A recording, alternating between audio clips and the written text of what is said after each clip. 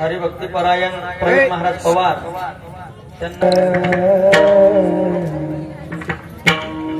पवित्र तो देह वाणी पुण्यवंत पवित्र तो देह वाणी पुण्यवंत पवित्र तो देह वाणी पुण्यवंत पवित्र तो देह वाणी पुण्यवंत पवित्र तो देह वाणी पुण्यवंत पवित्र तो देह वाणी पुण्यवंत पवित्र तो देह वाणी पुण्यवंत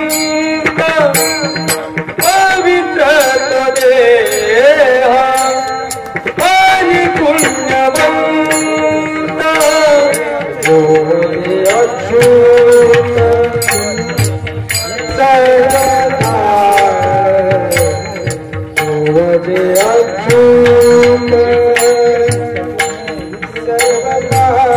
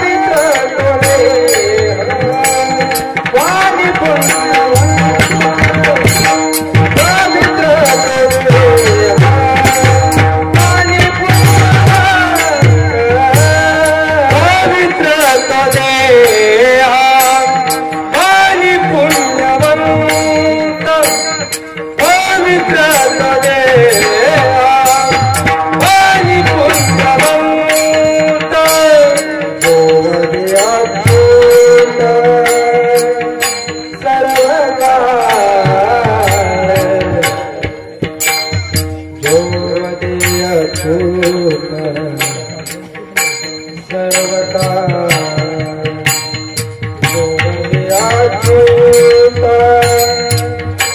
सर्वदा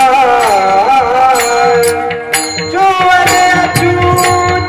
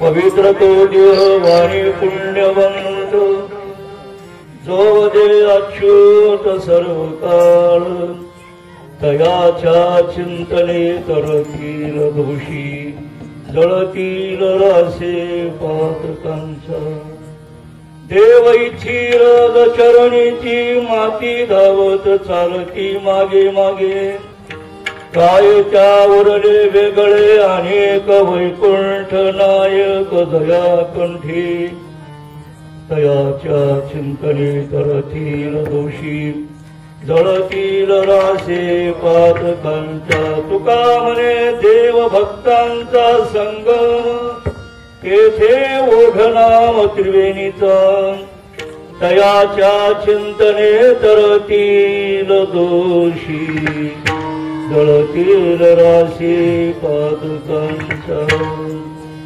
महायोग पिठे तटे भीमरथ्यावर पुंडरी कायदा कुंभेंद्री समागत्य तिष्ठन्तमानंद कंदं परब्रह्मलिंगं भजे पांडुरंग करू प्रथम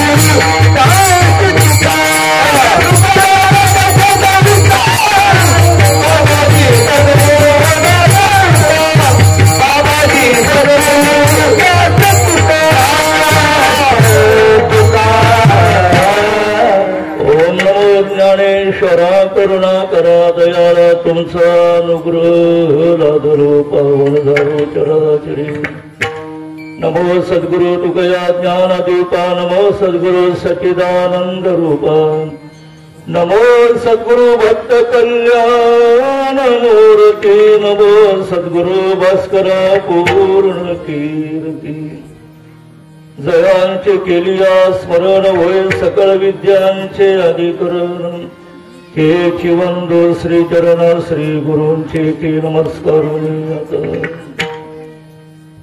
पवित्र तो देह वाणी पुण्यवंत जो दे अच्युत सर्व काळ तयाच्या चिंतने तरतील दोषी जळतील राशी पादकांच्या प्रस्तुत कीर्तनपी सेवेसाठी घेतलेला अभंग देहोचे सुप्रसिद्ध साधू जगद्गुरु जगदवंदनीय संत हृदय सम्राट तुकोबराय यांचा हा पाचचरणाचा अभंग आहे। या अभंगाद्वारे जगद्गुरु तुकोबरायांनी भगवत भक्ताच्या देहाची पवित्रता या ठिकाणी वर्णन केलेली आहे। भगवत भक्त आपल्या देहाला कसं पवित्र करतात आणि भगवत भक्ताचा देह कशामुळे पवित्र होतो हा विषय अभंग मध्ये आलेला आहे। अभंगाची भूमिका मी आपल्याकडे मांडून ठेवलेली अभंग कोणत्या भूमिकेत आहे आपल्या लक्षात आलेलं आपण बहुश्रुत मंडळी आहात। आता या अभंगावर काही थोडंसं चिंतन करण्यापूर्वी थोडासा परिहार देणं गरजेचं। आज आपल्या लामणगाव येथे परमपूजनीय वैकुंठवासी ब्रह्मलीन काव्यतीर्थ वेदांत वाचस्पती वेदांताचार्य जगन्नाथ महाराज उर्फ अण्णा लामणगावकर यांची 8वी पुण्यतिथी आणि त्यानिमित्ताने हा आपला नाम सप्ताह ग्रंथरा ज्ञानेश्वरी पारायण श्रीमद भागवत कथा आधी कोणी हा कार्यक्रमाचं आपण आयोजन केलेलं असतं तर अण्णांची पुण्यतिथी म्हणून हा कार्यक्रम आपण साजरा करत आहोत. महान अशी एक युवती आपल्या गावात आणि जन्माला येऊन गेलेली आहे. भागवतामध्ये वर्णन केलेलं आहे की ज्या गावामध्ये असे भगवत भक्त जन्माला येतात ना तो गाव अतिशय पुण्यवान असतो, अतिशय पवित्र असतो. जेथे वसती माझे भक्त तत्संगे तो गावाची पुनीत. जे देशी वसले साधू संत तो देश पवित्र त्यांचे ही भागवतातली उभी आहे. ज्या गावात एखादा महात्मा जन्माला येतो, एखादा विद्वान आणि सत्पुरुष जन्माला येतो, ते गाव ती भूमी अतिशय पवित्र झालेली भूमी असते. ती आपली ही भूमी आहे. महान एक महात्मा, एक विद्वान सत्पुरुष आपल्या गावात जन्माला आलेले आहेत आणि कार्य करून गेलेले आहेत. आणि म्हणून त्यांचं हे स्मरण आहे, त्यांची पुण्यतिथी आहे. त्या निमित्ताने आपला कार्यक्रम, या कार्यक्रमाच्या माध्यमातून ग्रंथाला ज्ञानेश्वरी पारायण, श्रीमद भागवत कथा, काकडा हरिपाठ आदी करून या कार्यक्रमाचं आयोजन केलं. त्यामध्ये पुन्हा अन्नदान हे तर फार मोठं श्रेष्ठ दान आहे. दररोज सकाळ संध्याकाळ अन्नदान आपण या ठिकाणी करत आहात. अन्नदानासारखं श्रेष्ठ दान या जगामध्ये कोणतंही नाही. पुष्कळ शास्त्राने सांगितलेले आहे.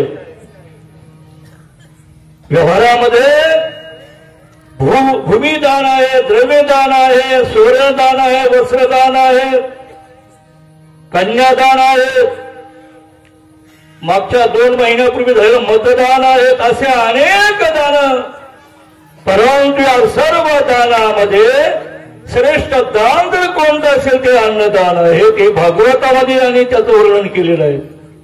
सर्व दाना माझी दान अतिश्रेष्ठ अन्नदान, जिनासी देवणी सन्मान करी सदन अति श्रद्धा. असे अन्नदान दररोज आणि या नाम सप्ताहामध्ये घडत आहे. हे आपलं फार मोठं भाग्य आहे. कारण की या अन्नदानानेच त्या परमात्म्याची तृप्ती आहे. मी विश्वात्मा विश्वतोमुखी, विश्वपर होत असे सुखी, या रागी दीनमुखी करी आवश्यक अन्नदान. भगवान म्हणतात की मी विश्वात्मा आहे. सर्व प्राणी मात्रामध्ये जो आत्मा आहे तो परमात्मा, आणि म्हणून त्या आत्म्याला तृप्त करणं म्हणजे त्या परमात्म्याची तृप्ती आहे. मी विश्वात्मा विश्वतोमुखी, विश्वाच्या मुखाने माझी तृप्ती आहे बुद्धवा. आणि म्हणून खऱ्या अर्थाने आपण या अन्नदानाच्या माध्यमातून त्या परमात्म्याची आपण तृप्ती करत आहात. असं हे अन्नदान, आणि तेही नाम सप्ताहामध्ये केलं. किती पुण्य प्राप्त होतं तर त्या अन्नदानाचं पुण्य. आणि सांगितलं गेलं की तेथे कशीत दिधले अन्न, कोटी कुळाचे होय उतरण, कोटी याग केले पूर्ण हे महिमान येथिथे. तिथे एक शीत दिधले अन्न, एक भाताचं शीत म्हणून अन्नदान जर केलं सप्ताहामध्ये किंवा आळंदी पंढरी क्षेत्रामध्ये, तर त्या एका भाताच्या शीताने आपल्या कोटी कुळाचा उद्धार होतो आणि आपल्याकडून कोट्यावधी यज्ञ केल्याची पुण्य संपत्ती आपल्या पदरामध्ये पडते. कोटी याग केले पूर्ण हे महिमान येतीचे. हे या इथल्या अन्नदानाचं महत्व आहे.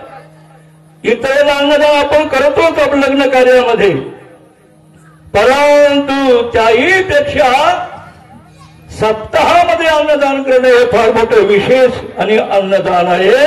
म्हणून आजचंही अन्नदान समस्त ग्रामस्थ परिवार लामणगाव यांची आता पंगत आहे. त्याचबरोबर या सप्ताहामध्ये अनेकांचं काही योगदान असेल. कोणी श्रमदान करत असेल, कोणी आणि जे काही योगदान करत असेल, आता ही सेवा असते कीर्तनकारांची सेवा, आजची सेवा आमचे परमार्थ श्री योगेश पवार यांनी स्वीकारलेली आहे. अशा प्रकारे तनाने मनाने धनाने या अण्णांच्या सेवेमध्ये आपण सहभागी आहात. म्हणून समस्त ग्रामस्थ मंडळी, लामणगाव पंचक्रोशीतील भाईभक्त मंडळी आणि गुणीजन ही सर्व मंडळी, गायक मंडळी, वादक मंडळी आणि आमचे गुरुबंधू हरिभक्तीपरायण रामदास महाराज पवार यांनी मला या सेवेचा योग आणून दिला. तर समस्त ग्रामस्थ मंडळींच्या वतीने सेवा माझ्याकडे आलेली आहे आणि प्रामुख्याने आमचे योगेश भाऊ पवार, रामदास महाराज पवार यांच्याकडून सेवा माझ्याकडे आली. या सेवेसाठी मी वेळेवर उपस्थित झालो. सेवके करावे सांगितले काम, तेथे होतो पण कामान. ही अण्णांची सेवा असल्यामुळे येणं गरजेचं आहे.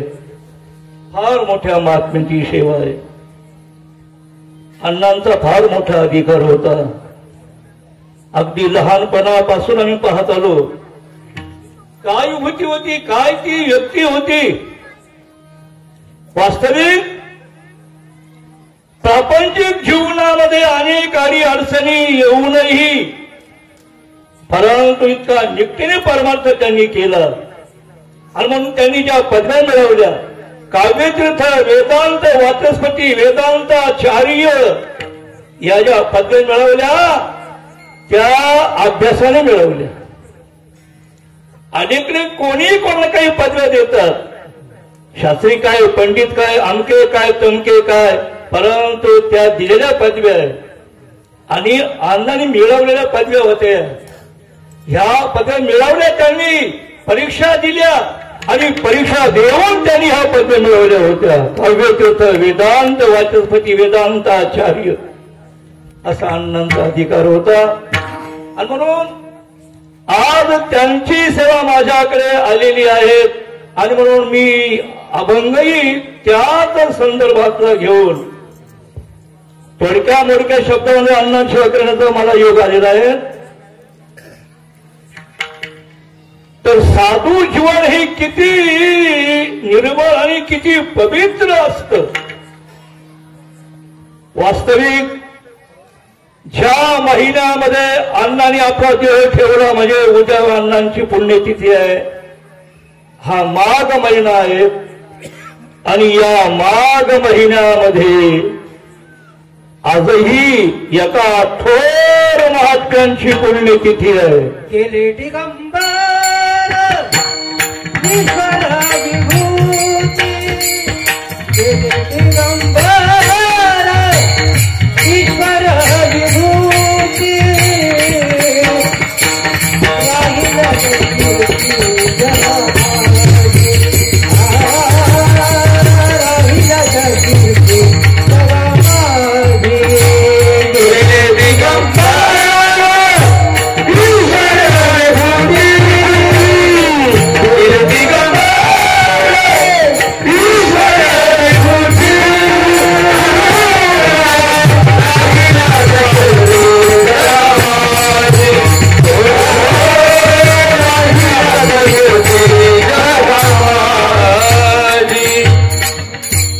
राहिल्याच्या कीर्ती जगामध्ये. म्हणून ज्या महात्म्यांची कीर्ती आज दिव्यासारखी तेवत आहे त्या महात्म्यांनी ज्या तिथीला आपला देह ठेवला असेल, ज्या महिन्यामध्ये आपला देह ठेवला असेल तो हा माघ महिना, माघ वद्य प्रतिपदा. आजचा हा दिवस स्वानंद सुखनिवासी सद्गुरु जोग महाराजांनी आज आपला देव ठेवलेला आहे. ज्या महात्म्यांनी आळंदी क्षेत्रामध्ये इसवी सन 1917 साली वारकरी शिक्षण संस्था प्रस्थापित केली. आज त्या संस्थेला 100 वर्ष होऊन गेले आणि त्याच संस्थेतून आज या महाराष्ट्राच्या कान्याकोपऱ्यामध्ये, महाराष्ट्र बाहेरही अनेक छोटे मोठे कीर्तनकार तयार झाले, त्यामध्ये अण्णाई आहे. आणि म्हणून अशी वारकरी शिक्षण संस्था ज्यांनी स्थापन केली असे जोग महाराज, आज त्यांनी आपला देव ठेवला. हा माघ महिना, माघ महिन्याचं महत्वच असं आहे. मा म्हणजे नाही, आघ म्हणजे पाप. माघ त्याची आपण संधी जर केली संस्कृत भाषेमध्ये, मा म्हणजे नाही आणि अघ म्हणजे पाप. ज्यांच्या जीवनामध्ये पापच घडत नाही आणि पाप घडू देत नाही, असे हे महात्मे याच माघ महिन्यामध्ये त्यांनी आपलं देव ठेवलेलं आहे. आज चोरपाजाने आपला देव ठेवला, उद्या अण्णाने आपला देव ठेवला. म्हणून साधू जीवनामध्ये पाप नाही, निष्पाप असं त्या साधू जीवन असतं. ते जीवनाची स्वज्वल असतं, अतिशय पवित्र ते जीवन असतं. म्हणून माघ, आघ म्हणजे पाप, मा म्हणजे नाही, असं साधू जीवन स्वज्वल जीवन असतं. आणि म्हणून अशा प्रकारे आज जोग महाराजांची पुण्यतिथी आहे, उद्या अण्णांची पुण्यतिथी आहे. आणि म्हणून मला असं आठवलं की ज्या अभंगातून जगद्गुरु तुकोबारायांनी,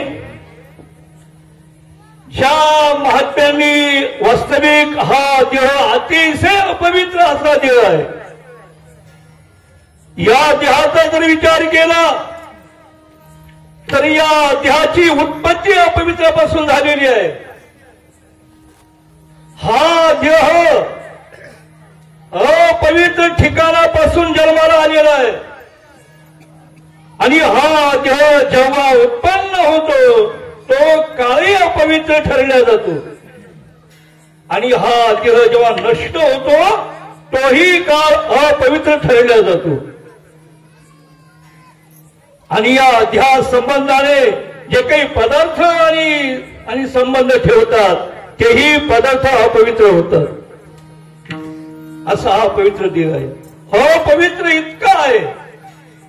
आणि म्हणून या देहाची अपवित्रता असताना सुद्धा या देहाला पवित्र करता जे महात्मे, ते कोणत्या माध्यमातून? वास्तविक या देहाची उत्पत्ती अपवित्रापासून झालेली आहे.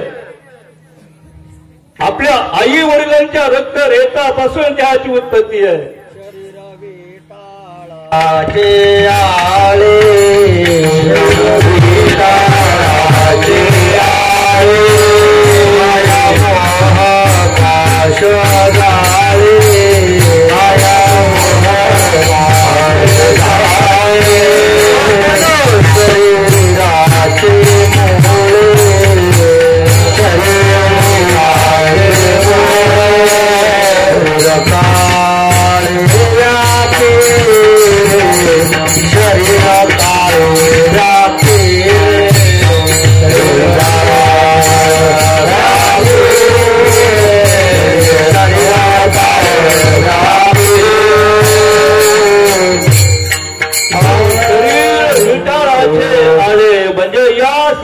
उत्पत्ती ज्या पदार्थापासून होती ती पदार्थ पवित्र आहे. ज्या ठिकाणावरून या देहाची उत्पत्ती होते ते ठिकाणे अपवित्र आहे. मातेच्या उदर कोहरी, पतोडविष्टेच्या धाथरी, उकरून नवमासुरी जन्मो जन्मोनी मरती. काय सांगू गरिबीची यातना, कच्चवर्ण लवण मेळे, गर्भवती पृथ्वी डोहळे, असं ते ठिकाण आहे. ठिकाण पवित्र आहे. ज्या धातूपासून याची उत्पत्ती ते धातू पवित्र आहे. आणि ज्या काळामध्ये हा देह उत्पन्न होतो तो काळ अपवित्र ठरला जातो. मुलगा जन्माला आला की 9 दिवस आणि 12 दिवस, महिना, 1.25 महिना विटा प्राप्त होतो, काळ अपवित्र ठरतो. जेव्हा हा देह नष्ट होतो तोही काळ अपवित्र ठरतो. 10 दिवस 13 दिवस सुतक धरावा लागतं.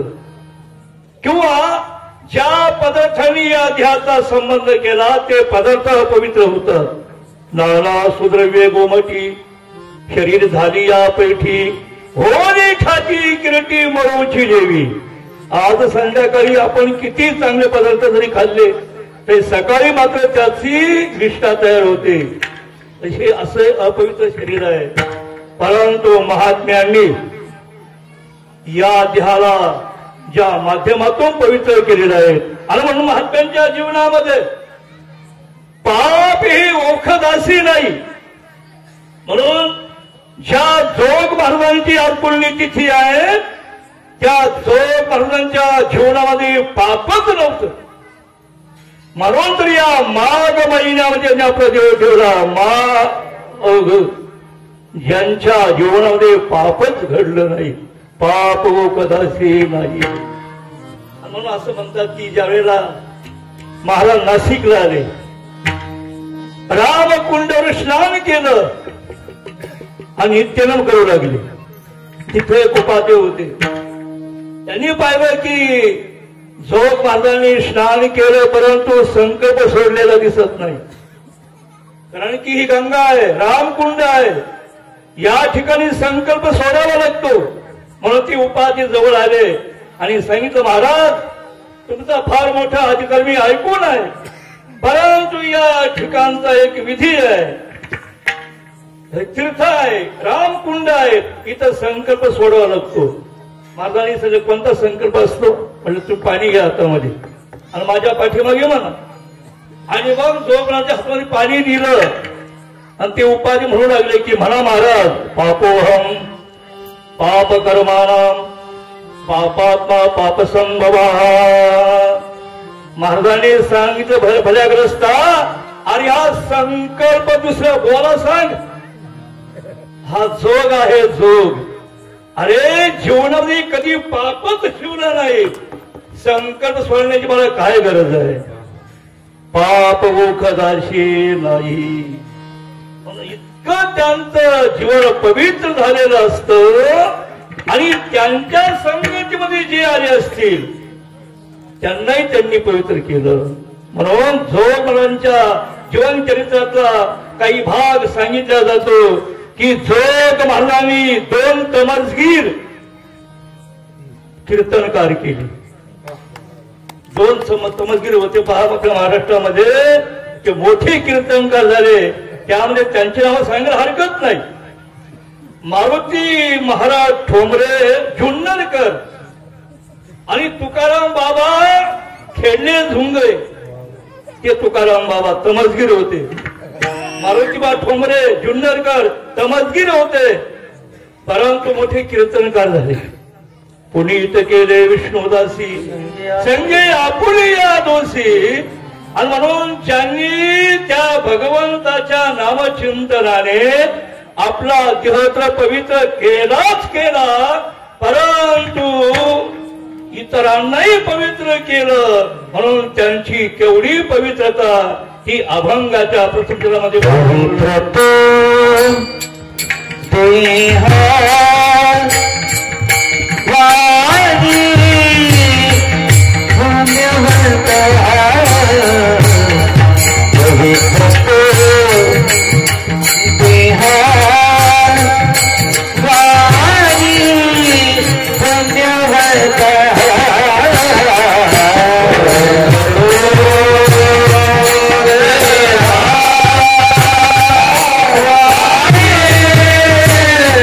Yeah.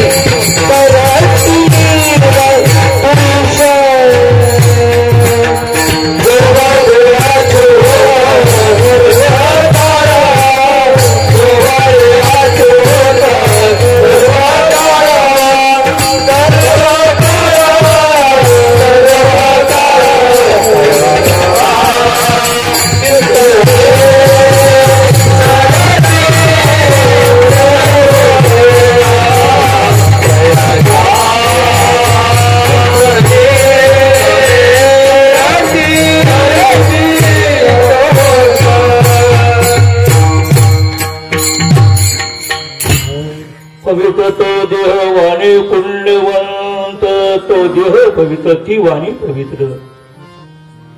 ज्या वाणीतून सतत त्या भगवंताचं नामस्मरण असेल ती वाणी खूप अशी पवित्र होत असते. वाणी पुण्यवंत असे साधूंचं जीवन अतिशय पवित्र असतं. म्हणून मी मगाशी बोललो की ज्या माघ महिन्यामध्ये या 2 महात्म्यांनी आपला देव ठेवलेला आहे त्यांच्या जीवनामध्ये पाप घडलंच नाही. लोकांनी पाप लावण्याचा प्रयत्न केला तो भाग वेगळा, परंतु नाही. पवित्र तो देह वाणी पुण्यवंत, जवदे अच्युत सर्व काळ. म्हणून ज्या अण्णांची आपण पुण्यतिथी करत आहात ना, अतिशय ते स्वज्वल जीवन होतं. परंतु अलीकडे आपल्याच काही मंडळींनी त्यांच्या कार्यक्रम बहिष्कार टाकली, नाही त्यांना सहन झालं. असू द्या, परंतु ते जीवन इतकं पवित्र होतं. जो दे अच्युत सर्व काळ. अच्युत भगवंताचे हजारो नाव आहे, त्यापैकी हे एक नाव आहे जो कधी छूट नाही, जो जन्म मरणातीत आहे. नयनं छंदन्ति शस्त्राणि नयनं दोहति पावकान चयनं क्लेदयन्त्यापो न शोषयति मारुतः. न जायते मृत्युवा कदाचित् नायं भूत्वा भवितवान् भूयः.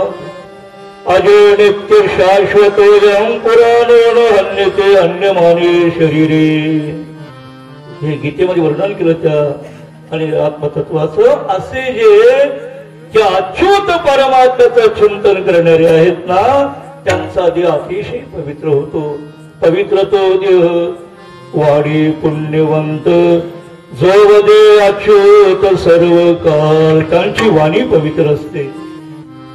यदा कदाचित त्यांच्या वाणीतून एखादा अभद्र शब्दही बाहेर निघत असेल, परंतु तोही शब्द वेद तुल्य असतो. तयाचे विसाद शब्द सुखे म्हणून येती वेद. अनंत तुकड्यांच्या गाथ्यामध्ये काही अभंगामध्ये असे काही शब्द आलेले आहेत का त्या शब्दाचा उच्चारही करणं आमच्या सगळ्यांना कठीण आहे. नाथांच्या या गाथ्यामध्ये त्यातल्या तर हरिपाठामध्ये किती कठीण शब्द आलेले आहेत, परंतु संतांच्या मुखातले शब्द आहे. काय वाय गेली होती भूतापासी, हरी नाही मुखासी अरे बुडा. किती कठीण शब्द आहे, परंतु ते वेद तुल्य आहे. जो दे अच्युत सर्व काळ. पण अशा या महात्म्यांचं जर आपण चिंतन केलं किंवा आपण त्यांची सेवा जर केली. आता कल्पना करा की 8 वर्षापासून आपण अण्णांची ही पुण्यतिथी साजरी करत आहोत. ही अण्णांची सेवा आहे. म्हणून त्यांच्या सेवेच्या माध्यमातून त्यांच्या चिंतनाने आपल्यासारख्या दोषी लोकांचा उद्धार होतो. हे अभंगाच्या दुसऱ्या चिंतने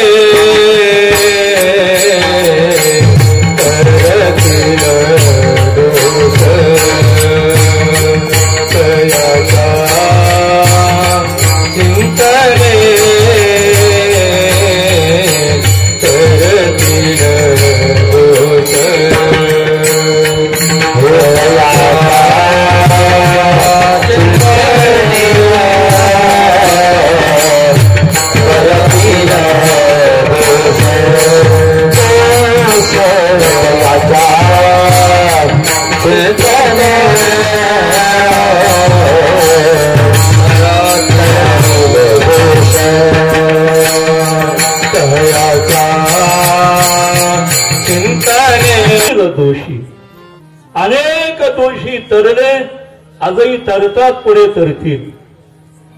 जळतील राशी पातकांच्या.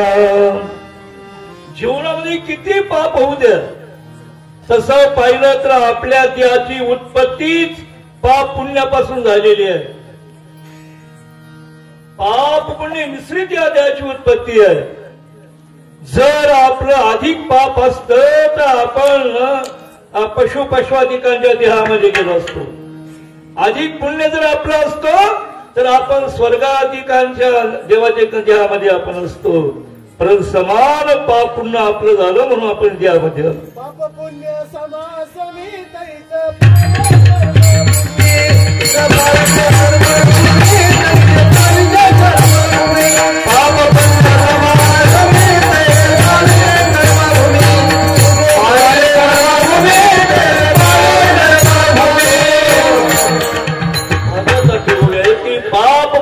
सबाल प्रसमी तेची पाविले कर्म होई तेची पडेगा विषमी जैन स्वर्गगामी का नरक.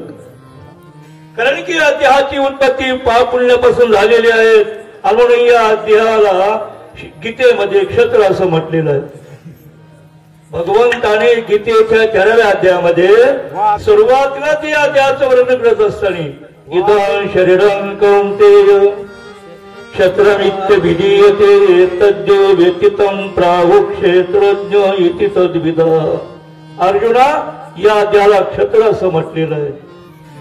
क्षत्रज्ञ आणि क्षत्र त्याचा विचार 4व्या अध्यायामध्ये केला.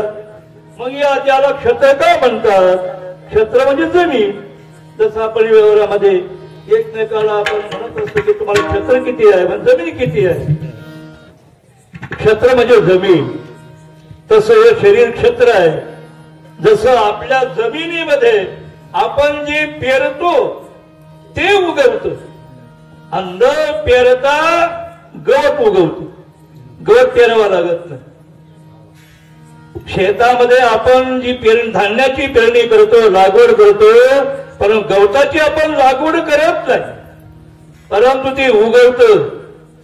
तसं या शरीरामध्ये पाप आणि पुण्य हे उत्पन्न होत असत. म्हणून तर मला वाटतं भावनी आता होई वाहतेनी भौतिके पाप पुण्य येथे पिके म्हणून आम्ही कौतुकी क्षत्र म्हणून. पाप आणि पुण्य या शरीरामध्ये या जमिनीमध्ये उत्पन्न होत असत. आणि म्हणून कळत न कळत बुद्धी पुरस्सर अबुद्धी पुरस्सर या शरीरामध्ये पाप होणारच आहे. तर ते पाप घालवण्यासाठी भगवद्भक्ताचं चिंतन भगवंताचं चिंतन जर केलं तयाच्या चिंतने तरतील दोषी जळतील राशी पातकांच्या राशी. संत वाङ्मयामध्ये ठिकठिकाणी रास शब्द आलेला आहे. आता रास म्हणजे काय? आता जुनी मंडळी आता इथं आहे.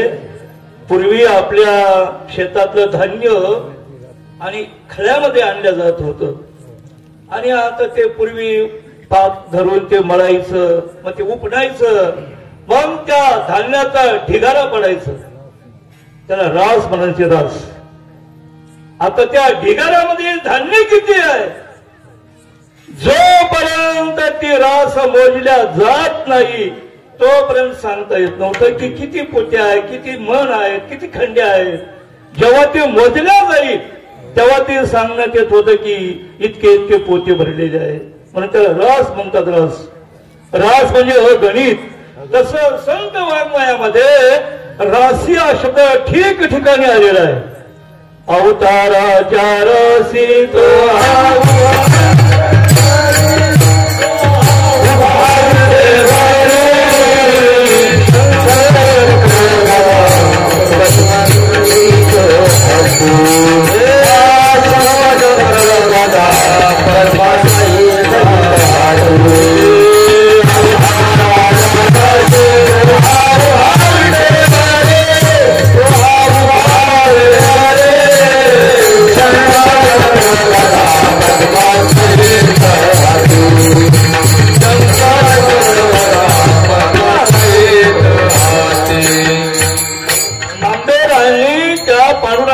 वर्णन करत असताना की जो तेव्हा विठ्ठल उभा आहेत ना या देवाने आतापर्यंत अनेक अवतार घेतलेले आहे.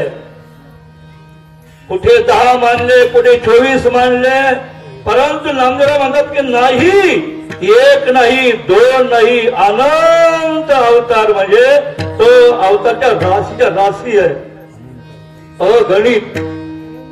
अग्नी त्याचे अवतार झालेले आहे. अवताराच्या राशी तो हा उभा विटेवरी. म्हणून याही अभंगामध्ये तयाच्या चिंतने तरतील दोषी जळतील राशी पातकांच्या. अशा राशी जरी असेल पापाच्या तरी त्या जळून भस्म होतात. अशी ही साधूची पवित्रता आहे. आणि म्हणून त्या साधूच्या संबंधामध्ये किंवा संगतीमध्ये दोषी तर पावन होतातच, परंतु त्यांची पवित्रता एवढी आहे की देवही त्याची इच्छा करतो की आपणही त्यांच्या संगतीमध्ये असावं आणि त्या साधूचे चरण आपल्या अंगाला लागावे आणि आपण पवित्र व्हावं ही देवाची इच्छा अभंगाच्या तिसऱ्या मध्ये.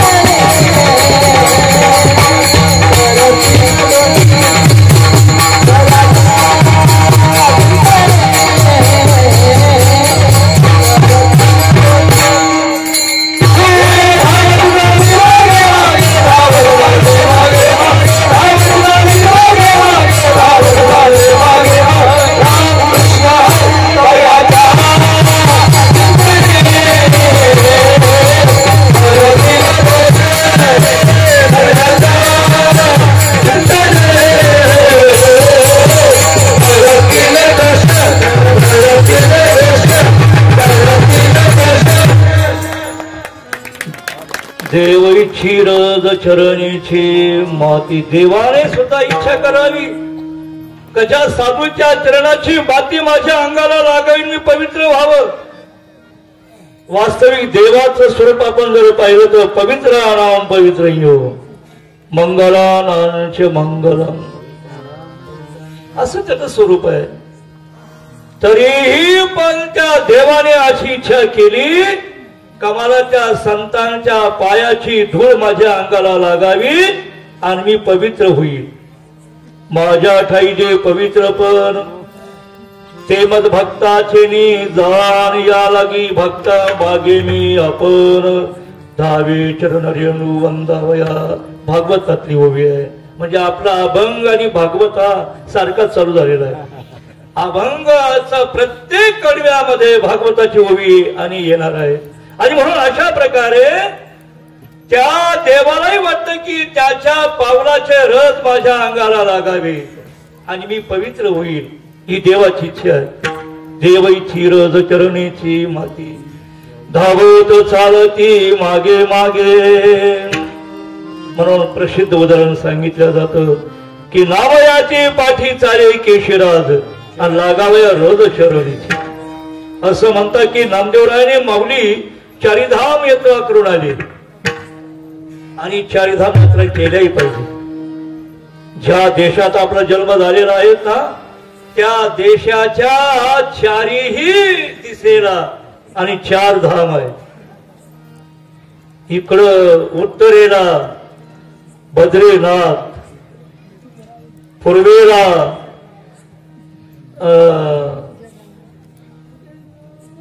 रामेश्वर इकडं जगन्नाथपुरी आणि पश्चिमेला द्वारका, अशा चारी दिशा चारी धाम आहे. तसे हे दोन्हीही महात्मे चारी धाम यात्रा करून आले. आणि मग पंढरपूर आल्यानंतर देवाने ठरवलं का तुमचं आता मांस घातलं पाहिजे. खरा शब्द वध आहे. म्हणजे नाही, वध म्हणजे बोलणं. आणि मग देवाने ठरवलं की तुमचं मांस झालं पाहिजे. आणि मग देवाने मांस ठरवलं. आणि नामदेवानं सांगितलं, नामदेवा या पंढरीमध्ये जेवढे काही वारकरी असतील, जेवढे काही संत महंत असतील ना, त्यांना सर्वांना निमंत्रित कर. आणि मग नामदेवराव निमंत्रण निघाले. तर नामदेवरांच्या पाठीमागे देव चालत होते. नामयाचे पाठी चाले केशिराज, लागावया रजचरणीचे. कारण की माझ्या नामाच्या पायाची धूळ माझ्या अंगाला लागेल आणि पवित्र होईल. देवची रज चरणाची माती, धावत चालती मागे मागे. अशा प्रकारे ज्या भक्तांचा अधिकार आहेत ना, मग त्यांना आता काय मिळवायचं या जगामध्ये. जसं भगवंताने गीतेमध्ये म्हटलेलं आहे की अर्जुना, अरे मी ही कर्म का करतो. वास्तविक कर्म करण्याची मला गरज नाही. नमे पार्थासी कर्तव्यम त्रिषु लोकेषु किंचन नानवाप्तमवाप्तव्यम वृत्त एवच कर्मणी. मला काही मिळवायचं नाही असंही काही नाही, तरी पण मी कर्म करतो. तुला कर्म करावा लागेल. तसं हे भगवत भक्तांना या जगामध्ये काही मिळवायचं राहिलंच नाही. अहो, ज्यांनी देव आपला केलेला आहे त्यांना काय मिळवायचं जगामध्ये. आणि देवामध्ये त्यांच्यामध्ये काय आता फरक राहिलेला आहे. ते देव झालेले आहेत. म्हणून ज्यांच्या कंठामध्ये त्या भगवंताचं नामस्मरण आहेत ना, ते देव रूप झालेले आहेत. देवामध्ये त्यांच्यामध्ये वेगळी राहिली नाहीत. हे अभंगाच्या चौथीमध्ये माझा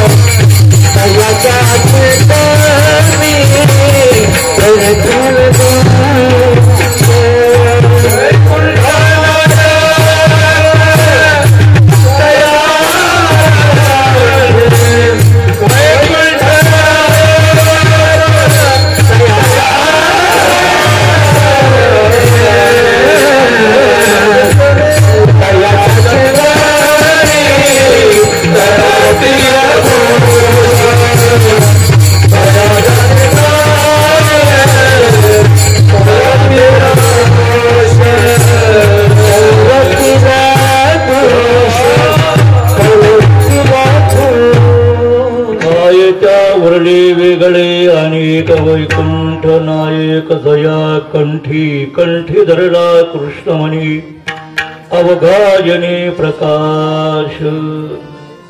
असे ते देवसूप झालेले आहेत. म्हणजे त्यांचा संगम झालेला आहे. आणि म्हणून देव भक्त आणि नाम हे एकत्र जेव्हा येतात, तीन वस्तू एकत्रित आल्या की आपण त्याला त्रिवेणी संगम म्हणतो. तसं व्यवहारामध्ये थोडं वेगळं म्हणलं जातं. तीन घडण काम बिघड असं व्यवहार म्हटलं जातं, परंतु तसं नाही. जसं आता अहलाबादला म्हणजे प्रयागराजला आता कुंभमेळा चालू आहे. त्या प्रयागराजला तीन नद्यांचा संगम झालेला आहे. गंगा, यमुना आणि सरस्वती. तर त्यामध्ये गंगा आणि यमुना ह्या दोन प्रगट आहेत आणि त्याही प्रगट दिसतात, परंतु त्यांच्या अंतर्गत ही सरस्वती माता ही गुप्त रूपाने आहे आणि या दोन नद्या मात्र प्रगट आहे आणि त्याही आपल्याला दिसतात. म्हणून त्या दोन नद्यांचं पाणी वेगळं दिसतं. जर त्या ठिकाणी आपण जर गेलो तर गंगेचं पाणी हे पांढरं आहे आणि यमुनेचं पाणी हे सावळं आहे, म्हणजे काळं आहे. आजही ते पाहायला मिळतं. जसं प्रयागराजला गंगा यमुना सरस्वती यांचा संगम आहे, तसं या अभंगामध्ये जगद्गुरु तुकोबरायांनी देव आणि भक्त आणि नाम यांचा संगम सांगितलेला आहे. तर जसं प्रयागराजला गंगा आणि यमुना ह्या दोन्ही प्रगट आहे, सरस्वती ही गुप्त आहे, तसं महाराज सांगतात की देव आणि भक्त हे दोन्ही प्रगट आहेत आणि या दोघांमध्ये दोघांच्या मुखामध्ये जे एकमेकाचं नामस्मरण आहेत ना, तीच कोणी सरस्वती गुप्त आहेत. म्हणून देवाच्या मुखामध्ये भक्तांचं नाव असतं आणि भक्ताच्या मुखामध्ये देवाचं नाव असतं. म्हणून आपल्या वारकरी संप्रदायामध्ये जे काही दोन भजन सांगितलेले आहे, दोन मंत्र सांगितलेले आहे, एक रामकृष्ण हरी आणि दुसरा ज्ञानोबा तुकाराम. तर रामकृष्ण हरी हा मंत्र गुरुच्या मुखातला आहे आणि ज्ञानोबा तुकाराम हा मंत्र देवाच्या मुखातला आहे. देव भक्त